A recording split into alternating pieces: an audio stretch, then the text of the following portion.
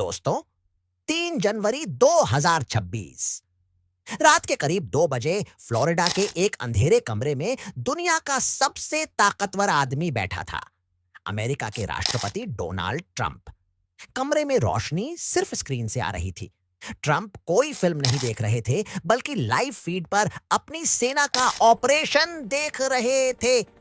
हजारों किलोमीटर दूर वेनेजुएला की राजधानी कराकास में एक घर पर हमला हो रहा था। इसी घर में वेनेजुएला के राष्ट्रपति निकोलस मादुरो सो रहे थे। कुछ देर पहले ही अमेरिकी हेलीकॉप्टर समुद्र से सिर्फ 100 फीट ऊपर उड़ते हुए वेनेजुएला की सीमा में दाखिल हुए। इतनी कम ऊंचाई पर उड़ान की वजह से वे रडार में पकड़े नहीं गए।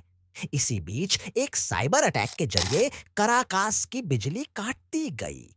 पूरा शहर अंधेरे में डूब गया और फिर डेल्टा फोर्स के कमांडो रस्सियों के सहारे हेलीकॉप्टर से उतरकर सीधे मादुरो के घर की छत पर पहुंचे। बिना शोर किए वे खिड़की से बेडरूम में घुसे। मादुरो की नींद खुली। उन्होंने अपने स्टील से बने सेफ रूम की ओर भागने की कोशिश की, लेकिन दरवाजा बंद होने से पहले ही अमेरिकी सैनिकों ने उन्हें पकड़ लिया। सिर्फ 5 मिनट में एक संप्रभु देश के राष्ट्रपति को अमेरिका ने अगवा कर लिया।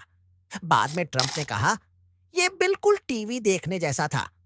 लेकिन दोस्तों, यह कोई टीवी शो नहीं था। यह था आधुनिक इतिहास का सबसे चौंकाने वाला सैन्य ऑपरेशन। अगली सुबह पूरी दुनिया सन्न रह गई। अब सवाल उठा, अमेरिका ने ऐसा क्यों किया? आधिकारिक वजह बताई गई, ड्रग तस्करी और लोकतंत्र।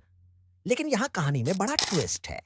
अमेरिका ने ड्रग्स का आरोप लगाया, लेकिन सच ये है कि वेनेजुएला न तो ड्रग्स बनाने वाला बड़ा देश है और न ही उस फेंटेनिल से जुड़ा है जिससे अमेरिका में सबसे ज्यादा मौतें होती हैं। तो फिर हमला क्यों किया गया? असल वजह है तेल। वेनेजुएला के पास दुनिया का सबसे बड़ा तेल भंडार है, 303 अरब बैरल। 1999 में राष्ट्रपति ह्यूगो चावेज ने तेल उद्योग को राष्ट्रीयकरण कर दिया। अमेरिकी कंपनियों को देश से बाहर कर दिया गया। यहीं से अमेरिका और वेनेजुएला के रिश्ते बिगड़ गए। 2013 में मादुरो सत्ता में आए। अमेरिका ने प्रतिबंध लगाए, दूसरे देशों पर दबाव बनाया कि वे वेनेजुएला से तेल न खरीदे। लेकिन इसके बावजूद चीन वेनेजुएला का सबसे बड़ा तेल खरीदार बन गया और यही बात अमेरिका को सबसे ज्यादा खलने लगी।